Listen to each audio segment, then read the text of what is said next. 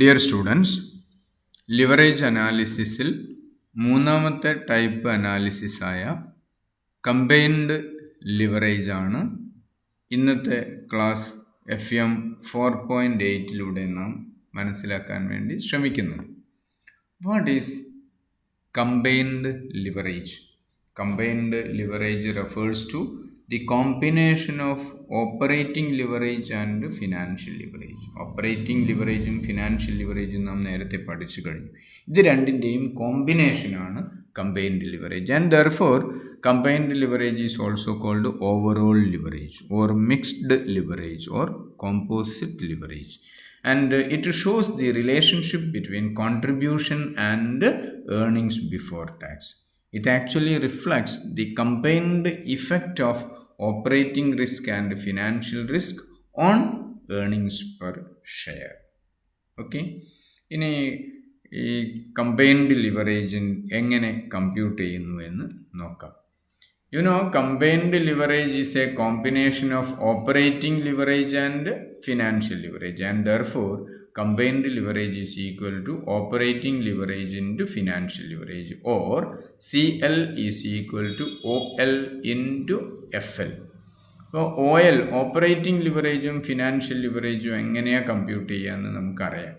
അപ്പോൾ അത് രണ്ടും കമ്പ്യൂട്ട് ചെയ്യുന്ന ആ ഫോർമുല വെച്ചുകൊണ്ട് നമുക്ക് കമ്പൈൻഡ് ലിവറേജ് ഒന്ന് റീറൈറ്റ് ചെയ്യാം. Combined leverage is equal to operating leverage into financial leverage. Operating leverage എങ്ങനെ കമ്പ്യൂട്ട് ചെയ്യാം? Contribution divided by EBIT into financial leverage. Financial leverage എങ്ങനെയാണ് കമ്പ്യൂട്ട് ചെയ്യുന്നത്? EBIT divided by EBIT ആണ്. രണ്ടും മൾട്ടിപ്ലൈ ചെയ്യുന്ന സമയത്ത് EBIT ക്യാൻസൽ ചെയ്ത് പോകും. നെറ്റ് ഇഫക്റ്റ് എന്താ വരുന്നത്? Contribution divided by EBIT. അപ്പോൾ combined leverage is equal to contribution divided by earnings before tax ആണ്. But this combined leverage always shows the relationship between contribution and earnings before tax.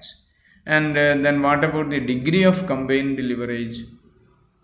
നേരത്തെ നമ്മൾ മനസ്സിലാക്കേണ്ടായി operating ലിവറേജിൻ്റെയും financial ലിവറേജിൻ്റെയും കോമ്പിനേഷനാണ് combined leverage. അതുകൊണ്ട് തന്നെ degree of combined leverage എന്ന് പറഞ്ഞാൽ degree of operating leverage into degree of financial leverage. ഇപ്പോൾ degree of operating leverage കണ്ടുപിടിക്കുന്നത് എങ്ങനെയാണെന്ന് നമുക്കറിയാം. എന്തായിരുന്നു? Percentage change in EBIT divided by percentage change in sales ആണ്, ഇൻറ്റു ഡിഗ്രി ഓഫ് ഫിനാൻഷ്യൽ ലിവറേജോ percentage change in EPS divided by percentage change in EBIT.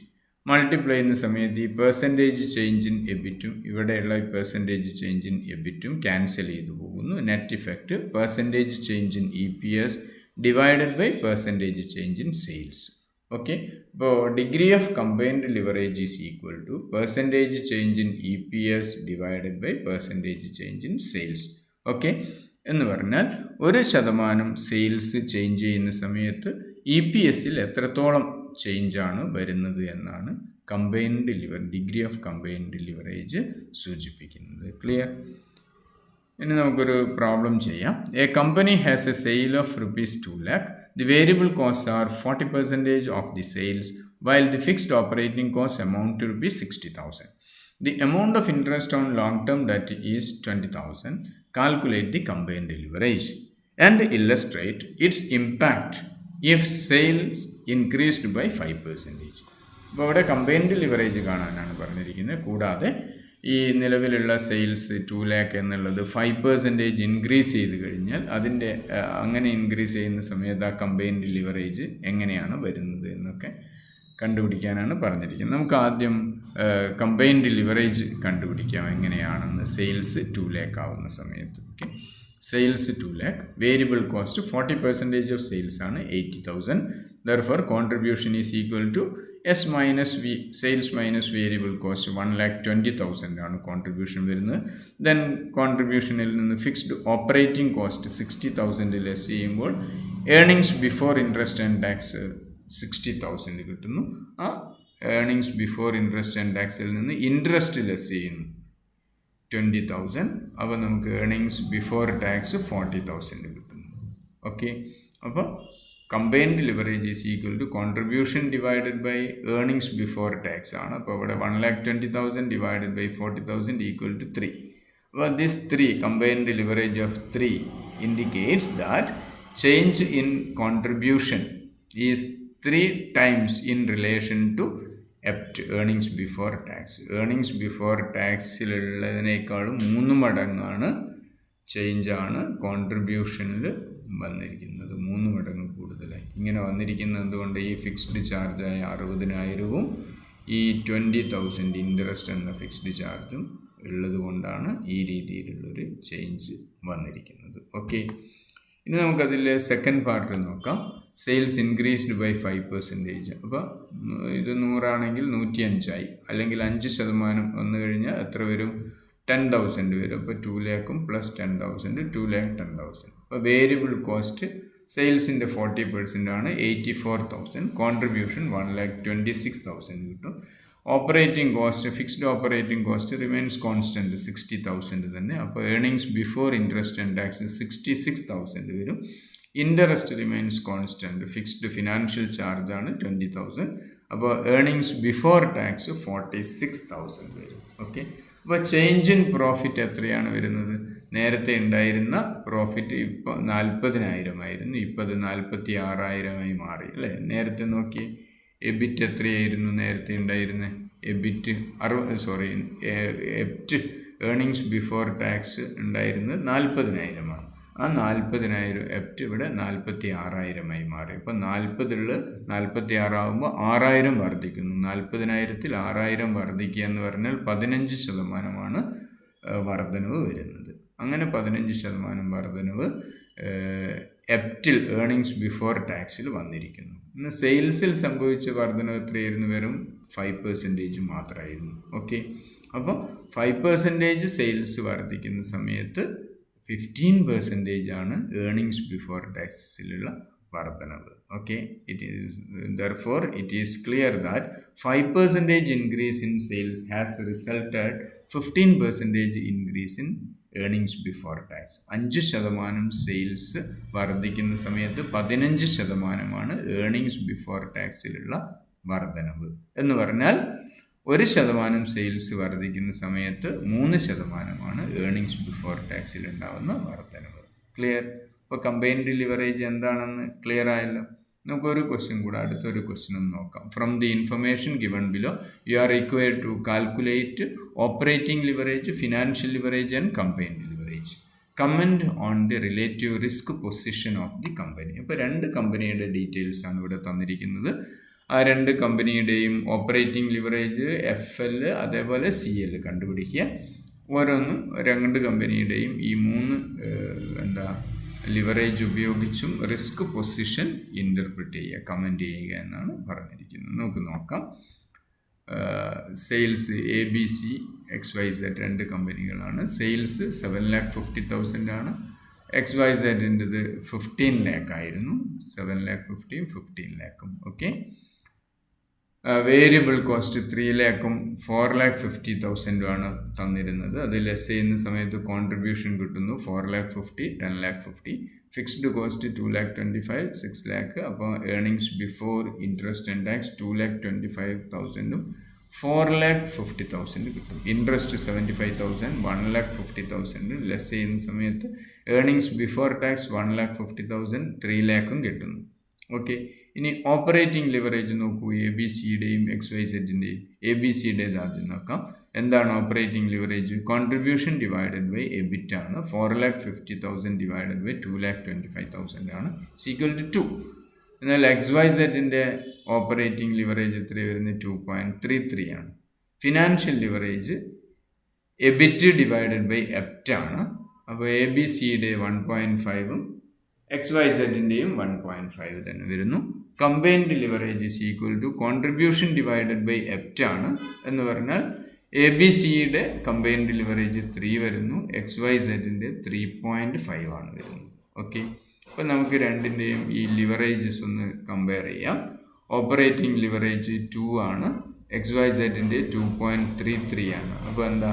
Operating leverage of XYZ is higher than that of ABC limited. Hence XYZ limited has higher operating risk. അപ്പോൾ XYZൻ്റെ operating risk ABCയുടേക്കാളും കൂടുതലാണ് എന്ന് നമുക്ക് comment ചെയ്യാൻ സാധിക്കും. Okay, നോക്കൂ, financial leverage 1.5, 1.5. Financial leverage of ABC Limited and XYZ Limited is same. Hence, both the companies have same degree of financial risk. Okay, അപ്പോൾ ഈ ഓപ്പറേറ്റിങ്ങും financial ലിവറേജും combine ചെയ്തിട്ടുള്ള കമ്പൈൻഡ് ലിവറേജ് ഒന്ന് നോക്കൂ, 3 ആണ്, 3.5 ആണ്. അപ്പോൾ combined leverage of XYZ is higher than that of ABC Limited. Has total risk of XYZ Limited is higher than that of ABC Limited. Okay, അങ്ങനെയാണ് നമ്മുടെ ഇൻ്റർപ്രിട്ടേഷൻ കൊടുക്കാൻ പറ്റുക. ഓക്കെ, നമുക്ക് മറ്റൊരു ക്വസ്റ്റ്യൻ കൂടെ ചെയ്ത് നോക്കാം. The capital structure of A company consist of equity share capital of ₹6 lakh, that is shares of ₹10 each, and ₹6 lakh 10% debentures.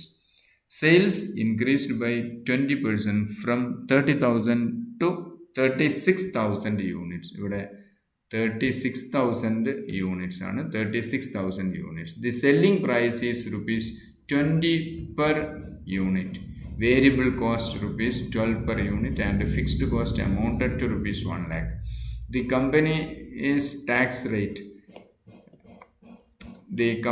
tax rate is 50%. എന്താ നമ്മളോട് ആവശ്യപ്പെട്ടിരിക്കുന്നത്? You are required to compute operating leverage, financial leverage, combined leverage, degree of operating leverage, degree of financial leverage and degree of combined leverage. അപ്പോൾ ഈ degree of operating, അതേപോലെ degree of financial leverage and degree of combined leverage. Degree of leverage കാണണമെങ്കിൽ നമുക്ക് 2 പീരീഡിലുള്ള details തരണം. അപ്പോൾ ഇവിടെ തന്നിട്ടുണ്ട്, ഇവിടെ 30,000 ഉള്ളത് 36,000 യൂണിറ്റായി മാറുന്നു എന്ന് പറയുന്നു. അപ്പോഴാണ് നമ്മൾ ആ degree of operating, financial leverage, degree of combined leverage, ഇവ 3 കണ്ടുപിടിക്കേണ്ടത് ആ ചേഞ്ചിൻ്റെ അടിസ്ഥാനത്തിൽ. 30,000 ഉള്ളത് 36.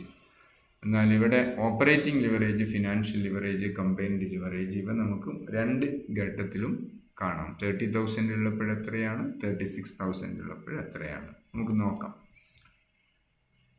ഇവിടെ നമുക്ക് ആദ്യം ഈ ഓപ്പറേറ്റിംഗ് ലിവറേജും ഫിനാൻഷ്യൽ ലിവറേജും കമ്പൈൻഡ് ലിവറേജുമാണ് കാണുന്നത്. സെയിൽസ് എത്രയായിരുന്നു? 6 lakhും 7,20,000 ആണ്. അതായത് 30,000, 36,000 യൂണിറ്റ്സ് ആണ്. 20 per യൂണിറ്റ് ആണ് സെയിൽസ്. 20 കൊണ്ട് മൾട്ടിപ്ലൈ ചെയ്ത് 6 lakhും ഇവിടെ 36,000 × 20, 7,20,000. വേരിയബിൾ കോസ്റ്റ് ₹12 per യൂണിറ്റ് ആണ്. അപ്പം 30,000 × 12, 3,60,000. 36,000 × 12, 4,32,000. ഇപ്പോൾ കോൺട്രിബ്യൂഷൻ 2,40,000. ഇവിടെ സെക്കൻഡ് സ്റ്റേജിൽ വരുന്നത് 2,88,000 ആണ്. Fixed cost 1 lakh remains constant. Okay, 1 lakh less ചെയ്യുമ്പോൾ എത്ര വരുന്നു? Operating profit or earnings before interest and tax 1,40,000 1,88,000 വരുന്നു. ഇൻട്രസ്റ്റ് 60,000 ആണ്, സെയിം ആണ്. ഫിക്സ്ഡ് ഫിനാൻഷ്യൽ ചാർജ് ആണ് 60,000, 60,000. We get earnings before tax as ₹80,000 at first level and 1,28,000 at second level. Okay, then less tax rate at the rate of 50%.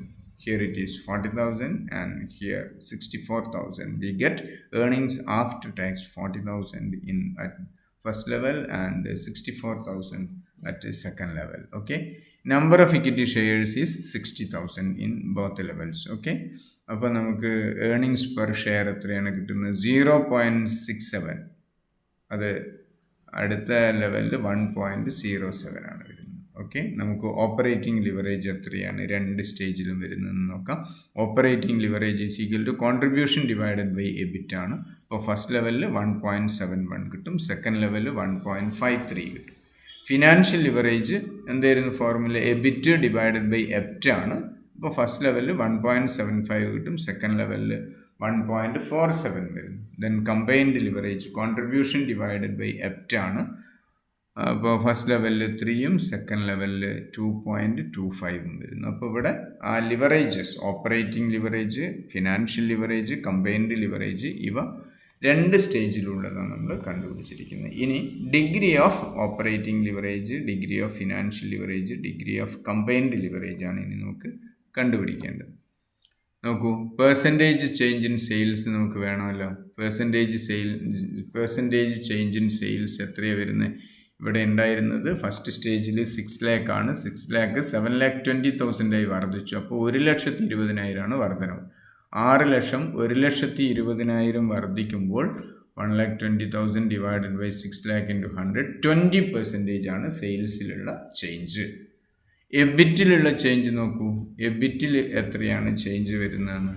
EBIT നോക്കൂ. 1,40 1,40,000 ഉള്ളത് 1,88,000 ഇപ്പോൾ 48,000 ആണ് വർദ്ധിക്കുന്നത്. 1,40,000 ഉള്ളത് 48,000 വർദ്ധിക്കുന്നു. അപ്പോൾ നോക്കൂ, 48,000 വർദ്ധിക്കുന്നു. 1,40,000 48,000 വർദ്ധിക്കുമ്പോൾ 34.29% ആണ് ചേഞ്ച്. ഓക്കെ, ഇനി നമുക്ക് വേണ്ട പെർസെൻറ്റേജ് ചേഞ്ച് ഇൻ EPS ആണ്. EPS നോക്കൂ. EPS 0.67 ആണ്. അത് 1.07 ആയി വർദ്ധിക്കുകയാണ്. അപ്പോൾ 0.4 ആണ് വർധനവ്. 0.67ൽ 0.4 ആണ് വർധനവ് വരുന്നത്. നോക്കൂ, 0.4 വർദ്ധിക്കുന്നു. 0.67ൽ 0.4 വർദ്ധിച്ചാൽ എത്ര ശതമാനമാണ് വർധനവ്? 59.7% ആണ്. ഓക്കെ, അപ്പോൾ ഇവ മൂന്നും ഉപയോഗിച്ച് നമുക്ക് ഈ 3 ഡിഗ്രി ഓഫ് ലിവറേജസ് കണ്ടുപിടിക്കാം. Degree of operating leverage is equal to percentage change in EBIT divided by percentage change in sales ആണ്. Means 34.29 divided by 20 is equal to 1.71. Degree of financial leverage is equal to percentage change in EPS divided by percentage change in EBIT. Means 59.7 divided by 34.29 equal to 1.74. And the degree of combined leverage equal to percentage change in EPS divided by percentage change in sales. Means 59.7 divided by 20 is equal to 2.985. ഇതാണ് 3 degree of leverages. Degree of operating leverage, degree of financial leverage and degree of combined leverage. എങ്ങനെ നമുക്കിതിനെ interpretation കൊടുക്കാം? Degree of operating leverage shows that 1% change in sales results 1.71% change in EBIT. ഇതാ ഈ degree of operating leverage കാണിക്കുന്നത് എന്താണ്? 1%, 1% സെയിൽസിൽ 1% change വരുമ്പോൾ, അതായത് sales 1% വർദ്ധിക്കുമ്പോൾ അല്ലെങ്കിൽ 1% കുറയും. 1% വർദ്ധിക്കുമ്പോൾ എബിറ്റിൽ 1.71% വർധനവുണ്ടാകുന്നു. അതുപോലെ സെയിൽസ് 1% കുറയുകയാണെങ്കിൽ ഏർണിങ്സ് ബിഫോർ ഇൻട്രസ്റ്റ് ആൻഡ് ടാക്സും 1.71% കുറയും. ഓക്കെ, ഇനി degree of financial leverage shows that 1% change in EBIT, ഇവിടെ എബിറ്റ് ആണ്, EBIT results in 1.74% change in EPS. നോക്കൂ, ഇവിടെ ഈ 1.74 കാണുന്നു. ഈ 1.74 എന്ന് പറഞ്ഞാൽ ഡിഗ്രി ഓഫ് ഫിനാൻഷ്യൽ ലിവറേജ്. ഇതെന്താണ് സൂചിപ്പിക്കുന്നത്? എന്താണ് ഈ 1.74 എന്നത് സൂചിപ്പിക്കുന്നത്? EBIT, earnings before interest and tax 1% change ഉണ്ടാകുമ്പോൾ ഏർണിങ്സ് പെർ ഷെയറിൽ 1.74% ചേഞ്ചാണ് വരിക. അതായത് എബിറ്റ് 1% കൂടുമ്പോൾ EPS 1.74% കൂടും. അല്ലെങ്കിൽ എബിറ്റ് 1% കുറയുമ്പോൾ EPS 1.74% കുറയും എന്നാണ് ഈ ഡിഗ്രി ഓഫ് ഫിനാൻഷ്യൽ ലിവറേജ് സൂചിപ്പിക്കുന്നത്. ക്ലിയർ? ഇനി നമുക്ക് അടുത്തത് നോക്കാം, ഡിഗ്രി ഓഫ് കമ്പൈൻഡ് ലിവറേജ്. ഇവിടെ degree of combined leverage is equal to percentage change in sales divide by percentage change in sales ആണ്. അപ്പോൾ എത്രയാണ് കിട്ടിയിരിക്കുന്നത്? 2.985 ആണ്. ഈ 2.985 ഡിഗ്രി ഓഫ് കമ്പൈൻഡ് ലിവറേജ് എന്ന് പറഞ്ഞാൽ എന്താണ് സൂചിപ്പിക്കുന്നത്? 1% സെയിൽസ് ചേഞ്ച് ചെയ്യുമ്പോൾ 2.985% ചേഞ്ചാണ് EPSൽ വരിക എന്നാണ് ഇത് സൂചിപ്പിക്കുന്നത്.